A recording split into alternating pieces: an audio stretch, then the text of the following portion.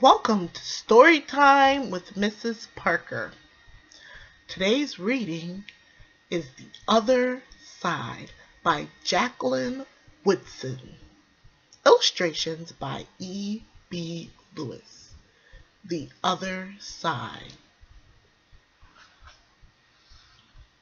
That summer, the fence that stretched through our town seemed bigger.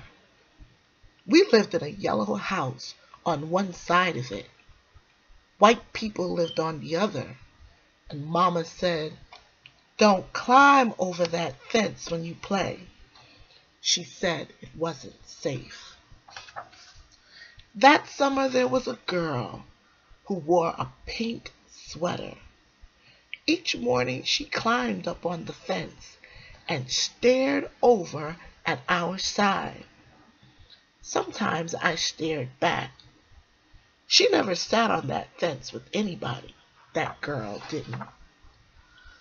Once, when we were jumping rope, she asked if she could play. And my friend Sandra said no, without even asking the rest of us.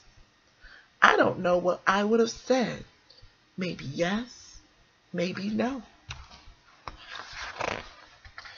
That summer, everyone and everything on the other side of that fence seemed far away.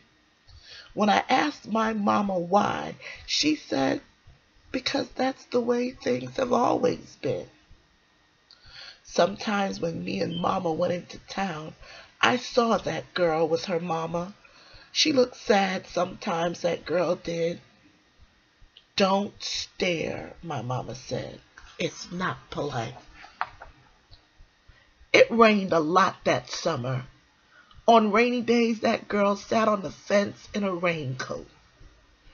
She let herself get all wet and acted like she didn't even care. Sometimes I saw her dancing around in puddles, splashing and laughing. Mama wouldn't let me go out in the rain. "That's why I brought you rainy day toys," my mama said. "You stay inside here where it's warm, safe, and dry." But every time it rained, I looked for that girl, and I always found her somewhere near the fence. Someplace in the middle of the summer, the rain stopped.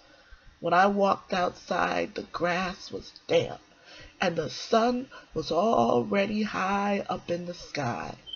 And I stood there with my hands up in the air. I felt brave that day.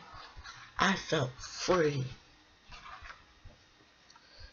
I got close to the fence, and that girl asked me my name.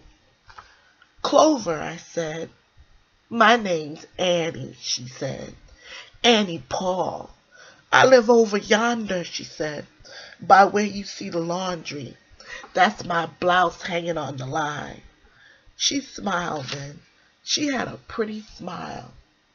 And then I smiled, and we stood there looking at each other, smiling. "It's nice up on this fence," Annie said. "You can see all over." I ran my hand along the fence. I reached up and touched the top of it. "A fence like this was made for sitting on," Annie said. She looked at me sideways.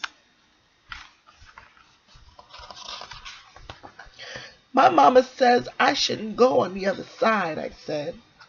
"My mama says the same thing, but she never said nothing about sitting on it." "Neither did mine," I said. That summer, me and Annie sat together on that fence. And when Sandra and them looked at me funny, I just made believe I didn't care. Some mornings my mama watched us. I waited for her to tell me to get down from that fence before I break my neck or something. But she never did. "I see you made a new friend," she said one morning. And I nodded, and Mama smiled.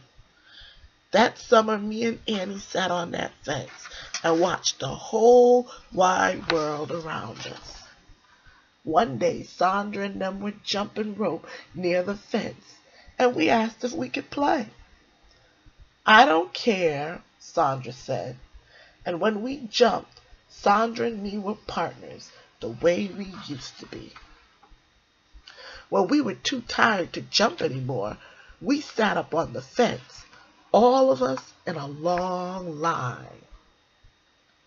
Someday somebody's going to come along and knock this old fence down, Annie said. And I nodded. Yeah, I said. Someday.